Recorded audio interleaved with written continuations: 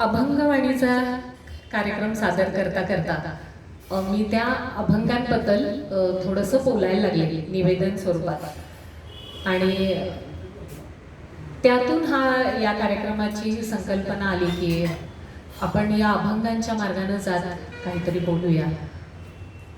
त्यासाठी आजचा हा कार्यक्रम आपल्या सगळ्यांच्या उपस्थितीत मुद्दाम सगळ्या जीवाभावाच्या मंडळींना बोलवलेला आहे.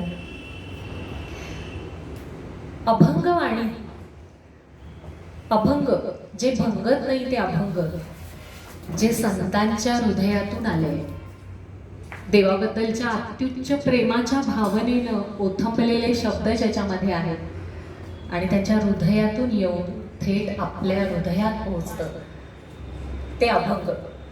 आणि संत म्हणजे मनुष्य रूपी जन्म घेऊन देवत्वाकडे ज्यांनी प्रवास सुरू केला आणि त्या प्रवासाच्या मार्गावर खूप मोठ्या जोपर्यंत चंद्र सूर्य तोपर्यंत हे अभंग असेच राहते. आणि म्हणून या अभंगांच्या त्यातून मिळणाऱ्या प्रकाशाच्या झोतात त्यातला काय अर्थ आपल्यापर्यंत आपल्याला त्यातून कसा काढता येतो आणि काय समजू शकतं त्या प्रेमळ शब्दांमधून, याचा केलेला एक छोटासा प्रामाणिक प्रयत्न आहे हा. आणि या सगळ्या संतांमध्ये संत शिरोमणी, संत ज्ञानेश्वर, ज्यांना आपण माऊली म्हणतोय, विश्वाची माऊली बनून राहिले, त्या माऊलींचे आज अभंग आपण घेतोय. आणि अभंगांतून माऊलींना नक्की काय सांगायचे, का ती माऊली झाली आणि काय आहे त्याच्यामध्ये, त्यात तत्वज्ञान काय आहे, त्यात अध्यात्म काय आहे, आपल्याला काय कळते, खूप काही आहे त्यात, पण मला त्यातलं काय अर्थ माझ्यापर्यंत पोहोचतोय, तो कसा मला पोहोचवता येतो याच्यासाठीचा प्रयत्न. सुरुवात करूया ज्ञानेश्वर माऊलींच्या ज्ञानेश्वरीच्या पहिल्या ओव्यांनी. माऊली ओव्यांना सुरुवात करतात तीच ओम नमोची आद्या वेद प्रतिपाद्या जय जय स्वसंवेद्या आत्मरूपा, अशी. कुठल्याही ग्रंथाची सुरुवात होते ती देवाला नमन करून. या एक दोन ओळीमध्येच सगळं काही विशद केलेलं आहे आणि आपण पुढे काय ऐकणार आहोत, काय वाचणार आहोत, काय बघणार आहोत ते कळून जातं. त्यांनी देवाला कुठल्या नमन करावं, स्वसंवेद्य अशा आत्मरूप देवाला, त्या विश्वात्मक देवाला. तो असा छोटा कुठल्या मूर्तीमध्ये नाहीये, तो पूर्ण सर्वात्मक विश्वात्मक असा आणि आत्मस्वरूप इथे पण आहे आणि तिथे पण असलेल्या त्या परमेश्वराला वंदन केलेलं आहे. तर या माऊलींच्या मंगलमय शब्दांनी आपण आजच्या कार्यक्रमाची सुरुवात करूया.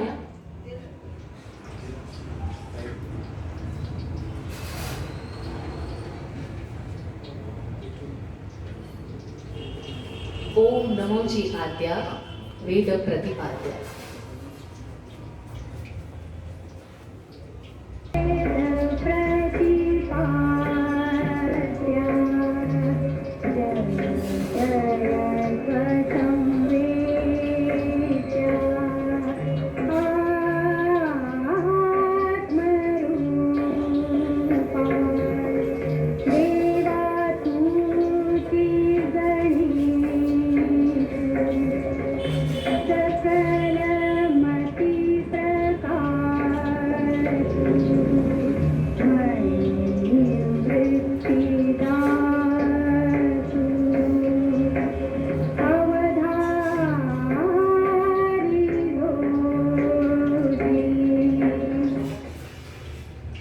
ओम नमोजी आद्या वेद प्रतिपाद्या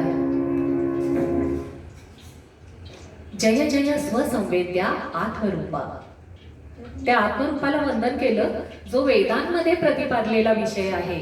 आपल्याला माहिती आहे ज्ञानेश्वरी ही त्या वेदांचं सगळं सार, गीतेचा अनुवाद आहे. वेदांचा सगळा सार गीतेमध्ये आलेला आहे आणि त्या गीतेचा अनुवाद हा फार छोटा शब्द आहे ज्ञानेश्वरीसाठी. म्हणूनच ज्ञानेश्वरीला भावार्थ दीपिका म्हणतात, कारण हा फक्त अनुवाद नाहीये, त्याच्यामध्ये भावार्थ, त्याच्यातल्या भाव, त्या अर्थाच्या अलीकडे आलेल्या भाव या शब्दाला फार महत्व आहे. भावार्थ त्याच्यामध्ये दिलेला आहे. त्या काळच्या बोलीभाषेमध्ये त्यांनी ते सगळं ज्ञान यावं म्हणून ही ज्ञानेश्वरीची रचना केली. त्याचे हे सुरुवातीचे सुंदर श्लोक. आत्मरूपाला वंदन केल्यानंतर माऊली म्हणतात, देवा तुमची गणेशू सकलमती प्रकाशू. आपण आपल्या कुठल्याही पूजेमध्ये आधी गणेशाचं वंदन करतो आणि म्हणून माऊली गणेशाला वंदन करतात. पण ते वंदन कुठल्या स्वरूपात करतात, तर हा जो पहिला शब्द यातला आलेला आहे ओम, या ओम रूपानं म्हणजे त्या शब्दाचाच आधार घेऊन शब्दालाच वंदन केलेलं आहे. कारण हा जो ग्रंथ आहे तो वाग यज्ञ आहे, म्हणून या ओमला वंदन करतात. आणि या ओम मध्ये गणेशाची मूर्ती जणू माऊली आपल्याला त्यांना अभिप्रेत असलेली दाखवतात. ओम, अ, उ आणि म अशी 3 अक्षर आहेत त्याच्यामध्ये. त्यातला अ जो आहे तो ते गणपतीचे जणू काही 2 पाय आहेत. उ जो आहे तो गणेशाचं असं विशाल असं उदर आहे, पोट आहे. आणि म हा मस्तकाकार आहे. आपल्या डोळ्यासमोर गणेशाची मूर्ती तयार होते. असा हा ओम, ब्रह्मा विष्णू महेश तिन्ही देव ज्याच्यामध्ये एकवटले तो, आणि जो बिंदू स्वरूप त्या ओम मध्ये आहे ते म्हणजे ते परमात्म तत्व की ज्याला माऊलींनी वंदन केले. या ओमला गणेशाची मूर्ती आपल्या डोळ्यासमोर माऊली कशी सुंदर रीतीने प्रकट करतात बघा.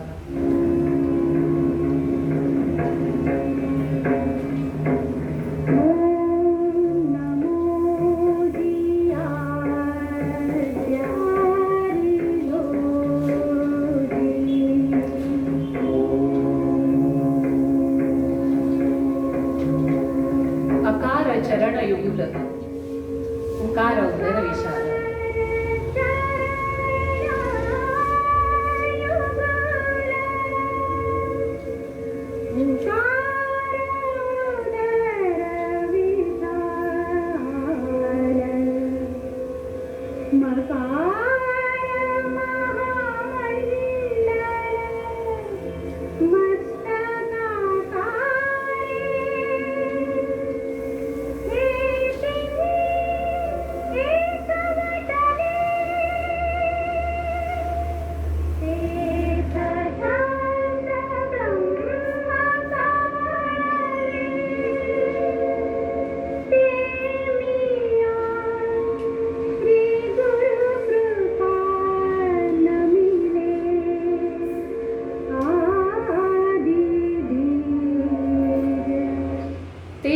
श्री गुरु कृपे नमिले आदि बीज.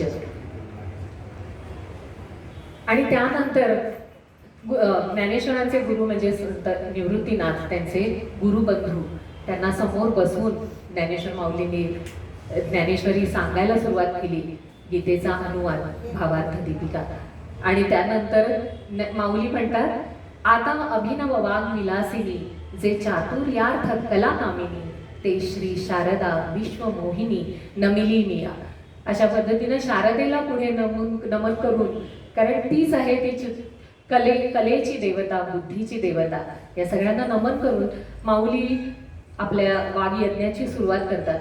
मुळात वाग्यज्ञ ही संकल्पना किती छान आहे की त्याच्यामध्ये संहिता, यज्ञामध्ये संहिता टाकल्या जातात. त्या मी अक्षरांचीच मिळवून ही अक्षरे त्याचीच हे करतोय. आणि मराठीचे ये मराठीची ये नगरी, मराठीमध्ये त्या काळाच्या प्राकृत भाषेमध्ये, बोली भाषेमध्ये, कारण सगळ्यांपर्यंत ते ज्ञान पोहोचावं हा त्याच्या मागचा कळवळा. खरं तर ज्ञानेश्वरी आपण म्हटलं तसं भाव अर्थ आहे त्याच्यात. कारण का, गीतेमध्ये आहेत 700 श्लोक. अनुवाद करायचा म्हटला तर 700-750 श्लोकांमध्ये व्हायला पाहिजे होता. एवढ्या प्रगल्भ बुद्धिमत्तेचे माऊली, त्यांनी त्याच्यावरती 9000 ओव्यांचं भाष्य लिहिलं. या 9000 ओव्या म्हणजे जणू काही आपली आई अशी डोक्यावरून हात फिरवून आपल्याला एक एक गोष्ट जशी समजून सांगते, तसे माऊलींनी अक्षरशः एक एक शब्द असा एवढा सुंदर, त्या शब्दांच्या सौंदर्यामध्येच आपण बुडून जातो. आणि तसं करून आपल्याला अगदी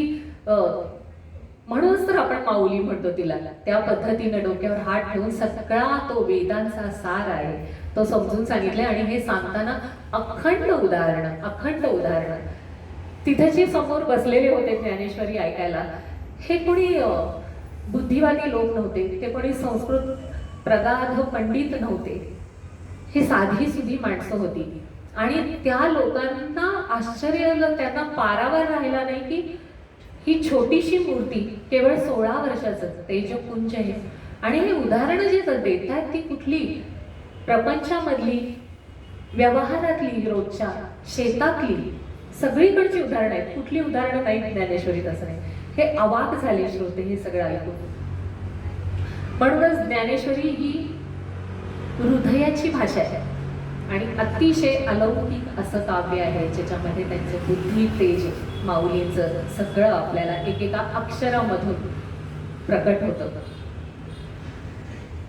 माऊलींनी हरिपाठाच्या अभंगांची पण रचना केली आणि ह्या हरिपाठामध्ये जे 21 अभंग आहेत, आपल्याला माहिती आहे की प्रत्येक वारकरी हा रोज नित्य नेमानं हे हरिपाठ म्हणतो. अतिशय सोपे साधे हरिपाठातले अभंग त्यांनी या साधकांसाठी, पण साधक म्हणजे पूर्वीच तो साधक नव्हे, योगाची साधना करणारा, साधा भक्तीच्या वाटेवर चालणारा, त्या पाऊल वाटेवर चालणारा साधा जो काही माणूस असेल भागवत धर्माचा, त्याच्यासाठी छोटे छोटे अभंग जे तयार केले. त्यातला पहिला हरिपाठातला अभंग, तो पहिलाच अभंग त्यांना क्लिअर कट दृष्टी देतो. देवाची ये द्वारी उभा क्षणभरी. कुठलाही गुरु ज्या वाटेवर त्याला न्यायचंय आपल्या अनुयायांना, तर इतका क्लिअर संदेश अगदी थोड्या ह्याच्यामध्ये कसा सुंदर संदेश देतो बघा. देवाची ये द्वारी उभा क्षणभरी तेणे मुक्तीचारी साधी येल्या. तो काळ असा होता की धर्म मार्तंड लोक होते सगळे. अतिशय धर्माला अत्युच्च स्थान होतं रोजच्या व्यवहारामध्ये आणि त्या धर्माची भाषा काही तळागाळापर्यंत पोहोचली नव्हती. खरा धर्मच कळलेला नव्हता. त्यामुळे ज्या काही चुकीच्या रूढी परंपरा आणि जे काही कर्मकांडांचं स्तोम माजलेलं होतं, त्या काळात दिलेला हा उपदेश आहे हे आपण ध्यानात घेतलं पाहिजे. कारण तेव्हा प्रत्येकाच्या आयुष्याचं एकच फलित असायचं, मला बस माझ्या आयुष्याचं सार्थक झालं पाहिजे, मला मोक्ष मिळाला पाहिजे. आणि त्यासाठी माणूस जे काही अगदी चुकीच्या सुद्धा पद्धतीनं नुसती धडपड करायचा. त्यामुळे त्यांनी सांगितले, तुला मुक्ती पाहिजे ना, तुला मुक्त व्हायचंय ना, तर तू काय कर, देवाच्या दारामध्ये क्षणभर थांब. कुठे जायची गरज नाहीये, काही कर्मकांड करायची गरज नाही, कुठं तीर्थाटन करायची गरज नाही. हरिमुखे म्हणा, हरिमुखे म्हणा, पुण्याची गणना कोण करी. अरे नुसतं हरिमुख नाम घे, हरिनाम घे मुखानं, तुला इतकं पुण्य पदरात पडेल की त्याची गणना नाही तू करू शकणार. काही पुण्याच्या साठवण्याच्या चुकीच्या मागे धावू नकोस. असोनी संसारी जिव्हे वेगू करी. असोनी संसारी, तू संसार सोडून द्यायचा गरज नाही, प्रपंच सोडून द्यायचा गरज नाही, तर प्रपंचात राहूनच परमार्थ साधायला पाहिजे. तो अगदी व्यवस्थित साधता येतो. फक्त काय कर, तू जिव्हे वेगू करी, जिभेला ते हरिनाम जे घेतच त्याचं वाढव, त्याचा स्पीड वाढव. प्रपंचामध्ये राहूनच. समर्थ रामदासांनी पण म्हटलेलं आहे की प्रपंची जो सावधान तो परमार्थ करील जाण, प्रपंची जो अप्रमाण तो परमार्थी खोटा. अगदी स्वच्छ स्वरूपात सांगून ठेवले की प्रपंच सोडून परमार्थ करायला जाशील तर तो अतिशय चुकीची पद्धत आहे. जो उलट चांगल्या पद्धतीनं प्रपंच करतो तोच परमार्थ करू शकतो. त्यामुळे इथेच राहून रोजची कर्तव्य पार पाडून फक्त हरिमुखे म्हणा, हरिमुखे म्हणा, पुण्याची गणना कोण करी. ज्ञानदेव म्हणे, व्यासाची खुणे द्वारकेचे राणे पांडवा घरी. इथं बरेचसे डॉक्टर्स आहेत, बाकी पण काही लोक आहेत. आपण कॉन्फरन्सेस करतो, कॉन्फरन्सेस ऐकतो, पेपर्स प्रेझेंट करतो, एखादं ऑथेंटिक लेटर असतं त्याला त्याचेच दाखले द्यावे लागतात. जर तुम्हाला असेल तर ऑथेंटिक दाखले द्यावे लागतात. हे मला वाटलं म्हणून चालत नाही. तसं ऑथेंटिक दाखला देतात की व्यासाची खुणे, माझ्या मनाचं नाही सांगत आहे, कारण हे कुठे आले हे सगळं त्या तुम्ही म्हणताय ना वेदांनी हे सांगितलं, वेदांनी तुमच्यापर्यंत चुकीचं आलंय. त्या वेदात काय सांगितले व्यासांनी तेच मी तुम्हाला सांगतोय. तर काही कुठे जायची गरज नाहीये. तू तुझा संसार कर, तू तुझं रोजचं काम कर, फक्त हरिनाम घे मुखानं आणि त्याचं स्पीड वाढव ना करता करता. इतका सुंदर छोटासा अभंग आहे साधकांसाठी सांगितलेला. पहिला अभंग. देवाची ये द्वारी उभा क्षणभरी तेणे मुक्तिचारी साधी येल्या हरिमुखे म्हणा हरिमुखे म्हणा पुण्याची गणना कोण करी असोनी संसारी जिभे वेगू करी वेदशास्त्र उभारी बाह्या सदा ज्ञानदेव म्हणे व्यासाची ये खुणे द्वारकेचे राणे पांडवा घरी.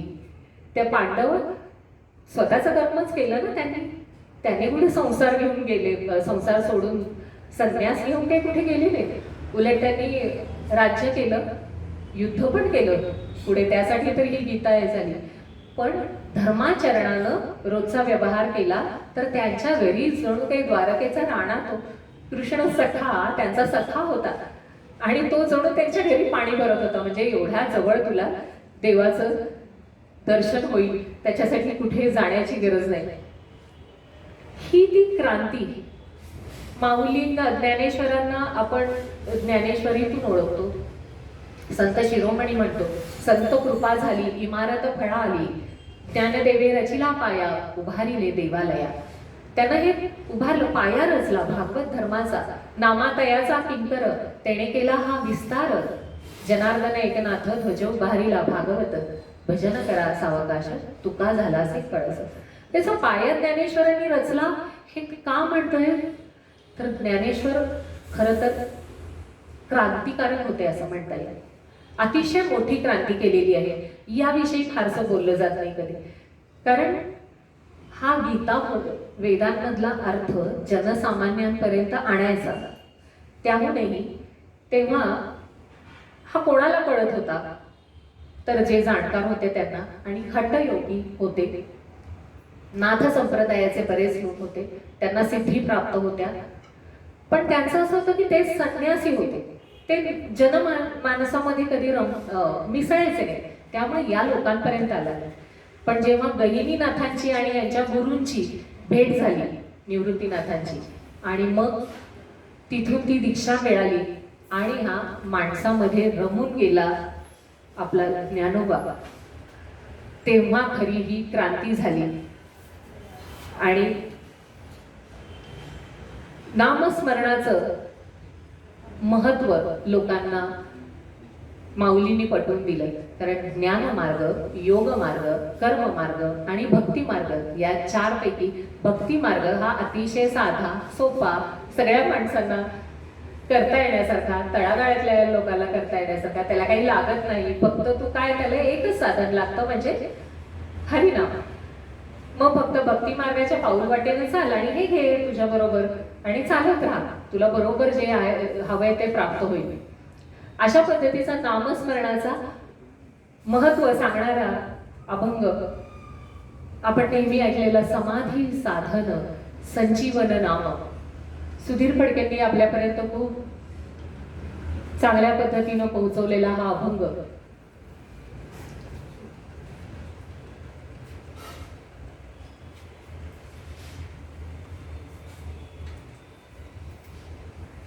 समाधी साधन संजीवन नाम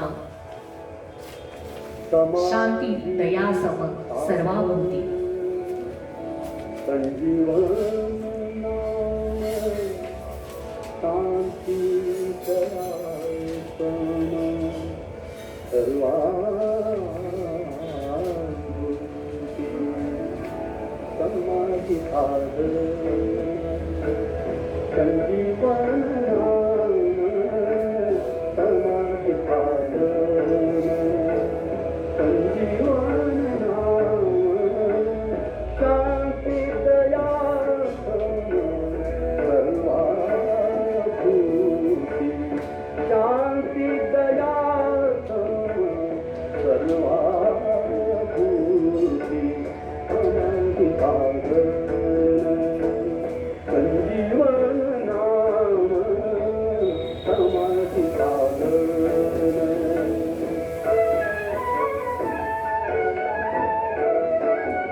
हे नाम कसं आहे, हे संजीवन नाम हेच तुला पुढे अगदी तुला काय मोक्ष हवाय, काय हवंय, समाधी अवस्थेपर्यंत अगदी हे घेऊन जाणार आहे.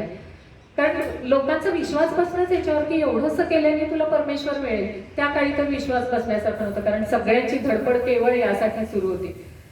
तेव्हा ज्ञानेश्वर माऊली सांगतात, शांती दया सम सर्वाभूती.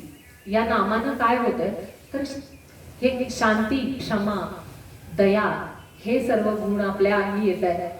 जी माझ्या अंगी शांतीची पै शांती निवृत्ती दातार, ही मला जी परम शांती मी अनुभवतोय ती मला या निवृत्तीनाथांनी माझ्या गुरुनी दिलेली आहे. ज्ञानेश्वरीमध्ये प्रत्येक ठिकाणी सतत माऊली गुरुला वंदन करतात आणि त्यांनी मला हे दिलेलं आहे हे सतत सांगतात. हरिनाम उच्चारून दिधला तेने, त्यांनी मला हा हरिनामाचा उच्चार दिलाय आणि त्यामुळं मी इथेपर्यंत येऊ शकलो. शम दम कळा विज्ञान सज्ञान, परतोनी अज्ञान न ये घरा. शम म्हणजे शमन आणि दम म्हणजे दमन. शमन मनाचं आणि दमन इंद्रियांचं.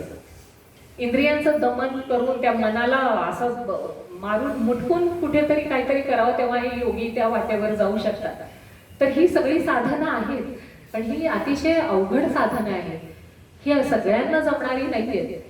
त्यामुळं हे शम दम कळा सगळं आहे, पण त्याच्या बरोबर हे साध्या साधनानं तुला पूर्ण ज्ञान विज्ञान मिळेल की परतोनी अज्ञान न ये घरा. समाधी साधन संजीवन नाम.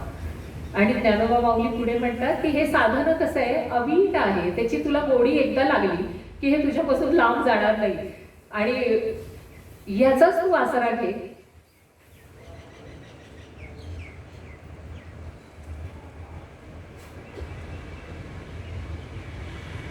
इकडे प्ले करावं लागेल.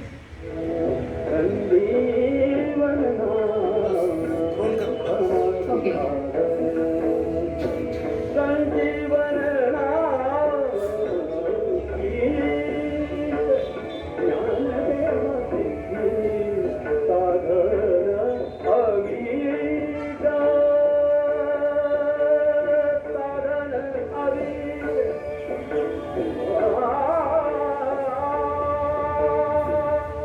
ज्ञानदेव सिद्धी साधन अवीट.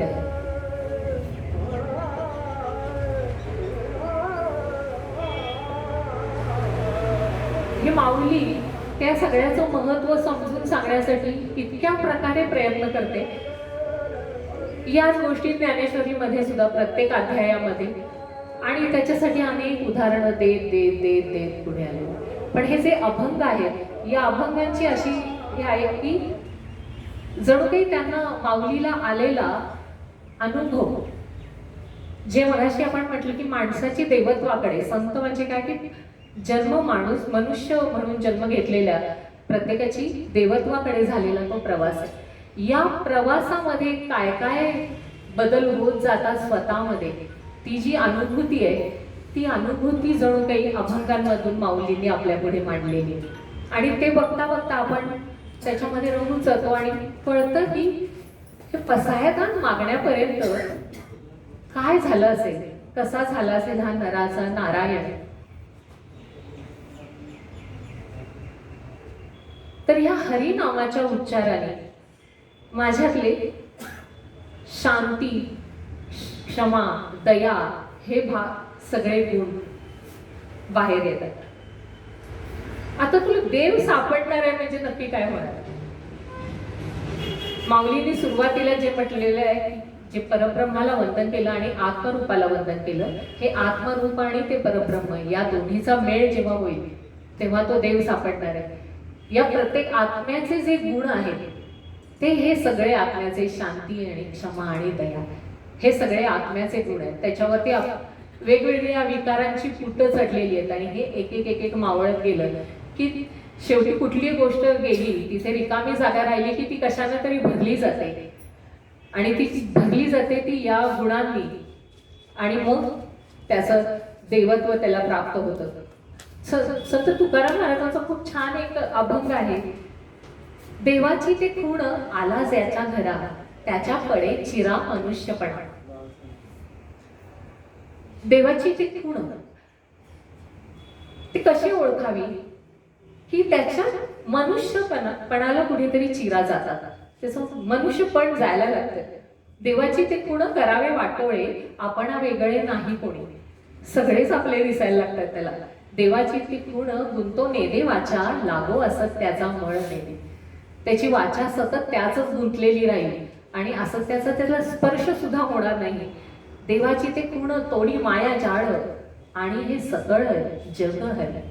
हे सगळं जगच त्याला हरिमय दिसायला लागतं, आपल्यापासून वेगळं काहीच दिसत नाही. पहा देवी तेची बळकावेले स्थान, तुक्याचे सकळ चिन्हे ज्याची.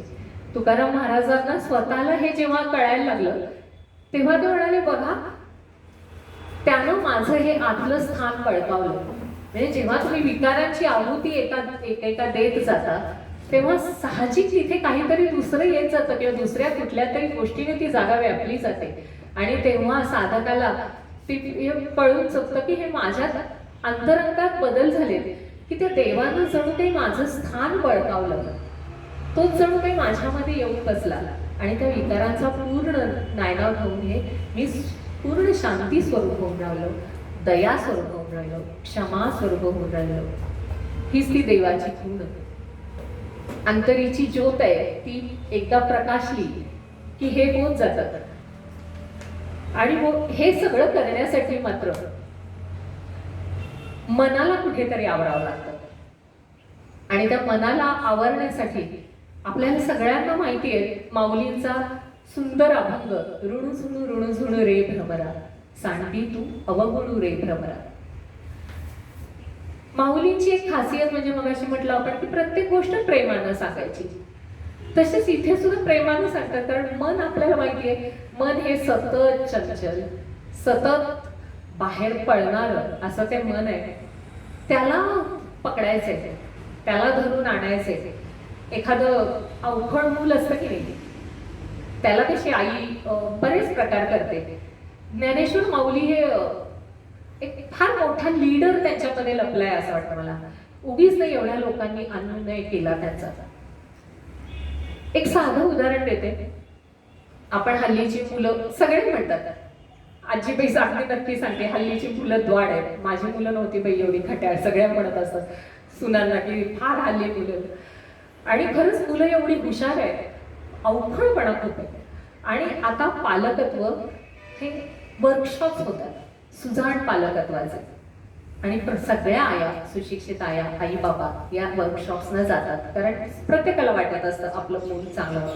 आणि वर्कशॉपला आपण जातो, आपल्याला वाटत असतं जाणकार आहेत अगदी, हे डेफिनेटली याला काही 4 गोष्टी सांगतील आणि त्याच्यामध्ये चांगला बदल होईल. दिवसभराचं वर्कशॉप असतं. पहिलं सेशन होतं, त्या सेशनमध्ये आई वडिलांना खूप काही सांगितलं जातं की त्या मुलाचा कसा विचार केला पाहिजे, त्याच्याशी कसं बोला, त्याच्याशी कसं गोड बोला, त्याला कसं केलं. आईला वाटतं ठीक आहे, दुसऱ्या सेशनमध्ये त्याला काहीतरी सांगतील. दुसरं सेशन होतं सुरू, तिथेही तेच. असं करत 3ही सेशन जातात. शेवटी आई वडील बोलायला लागतात, तरी त्यांना काही सांगणार आहे की फक्त आम्हाला सांगणार आहे, हे सगळं बरोबर आहे. तेव्हा मग शेवटी ते कन्क्ल्युजन सांगतात की तुम्हाला त्याच्यामध्ये बदल करायचा असेल तर आता त्याचं वय अजाण आहे, तुम्ही त्या पद्धतीनं सांगितलं पाहिजे. तुम्ही आपण जर म्हटलं एखादं मूल धडपडलं, मेल्या धडपडलं असतं, किंवा एखादं मूल येतं आणि ते सांगतं पालकत्वाच्या शिबिरामध्ये की त्याला लागलं आलं तर पटकन ठीक आहे, असं नाही एखादी आई म्हणणार, पण पटकन म्हणते अरे लागलं का. ते म्हणतात की असं पण विचारू नका, त्याला जवळ घ्या आणि त्याला तुम्हाला काय लावायचंय ते डेटॉल वगैरे लावा. लागलं का सुद्धा विचारू नका, कारण लागले, दुखतंय का, दुखतंय. ते म्हणतात की तुम्ही सहसंवेदना जाणा, एम्पथी जाणा, त्याला ते लागलेलं दुखतंय, त्याच्या पुढचं तुम्ही फक्त त्याला मायेनं जवळ घ्या आणि त्याला डेटॉलनी ती जखम पुसून द्या, आता काही बोलू नका. हेच काम माऊली करतात की हे जे अवघड मन आहे त्याला जर म्हटलं, आपण मनाची हे करतो आधीच मरकट त्यातून मद्य प्यायला, असं मनाचं वर्णन केलं जातं की आधीच मरकटासारखं आहे आणि त्यानं मद्य पेल्यानंतर जे जे काही करेल ना त्याच्यापेक्षा फार पुढची गोष्टी आपलं मन करत असतं. पण त्याला माऊली म्हणताना इतक्या गोड भाषेत म्हणतात रुडू झुडू रे भ्रमरा. त्याला भ्रमराची उपमा देतात, भुंगा जसा असतो. पण त्याला किती छान पद्धतीने समजावून सांगतात, सांडी तू अवगुणू रे भ्रमरा, चरण कमळ दळू रे भ्रमरा, भोगी तू निश्चळू रे भ्रमरा. सगळीकडे आळू अशा पद्धतीनं गोड गोड पद्धतीनं त्याला सांगतात, सुमन सुगंधू रे भ्रमरा, परिमळू विटगदू रे भ्रमरा.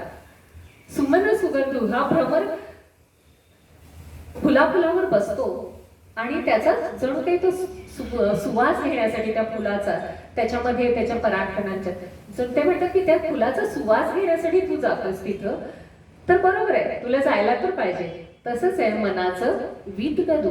वितगदू म्हणजे जाणकार, त्याला उलट शहाणा म्हणतात ते. कारण का, मन तर फार गरजेचं आहे. भक्ती मार्गावर जायचं तर त्या मनाची तर साथ पाहिजे.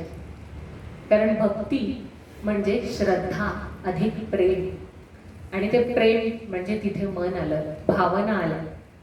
त्या मनाशिवाय भक्तीच होऊ शकत नाही. पूर्ण मन जेव्हा तिथे लागेल तेव्हाच. मग त्यात मन तर पाहिजे, तेवढा तू जाणकार आहेस. फक्त तुला काय केलं पाहिजे, थोडासा खोडीलपण आहे ना, तो थोडा कमी कर.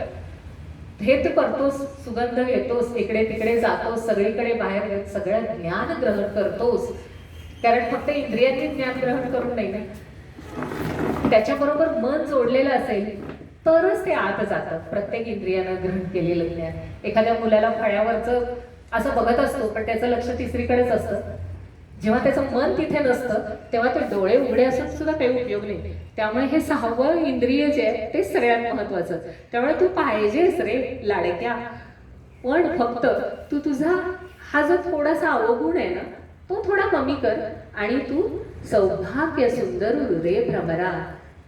तू अगदी छान सगळ्यातलं सौंदर्य ग्रहण करणार आहेस. तू फक्त बाप रखुमा देवीवरून रे भ्रमरा. तू फक्त तुझा हे करून हे या विठ्ठलाच्या पायाशी इथे तू फक्त थोडासा स्थिर हो, बास. एकीकडे हरिनाम सांगितलं, नामस्मरण सांगितलं, आणि एकीकडे आता मनाकडे वळायला लागले की मना तू थोडासा स्थिर हो आणि त्या विठ्ठलाच्या चरणाकडे जा. असं केल्यानं काय होणार, तर आपण जे मगाच्यापासून म्हणतोय असं केल्यानंच ते परमेश्वर प्राप्त होणार आहे. आम्हाला कळत नाही की नुसतं नाव घेऊन काय होणार आहे ना. म्हणजे समजा मी सुरू केलं आता तोंडानं हरिनाम म्हणायला, आता तर मला आवड त्याची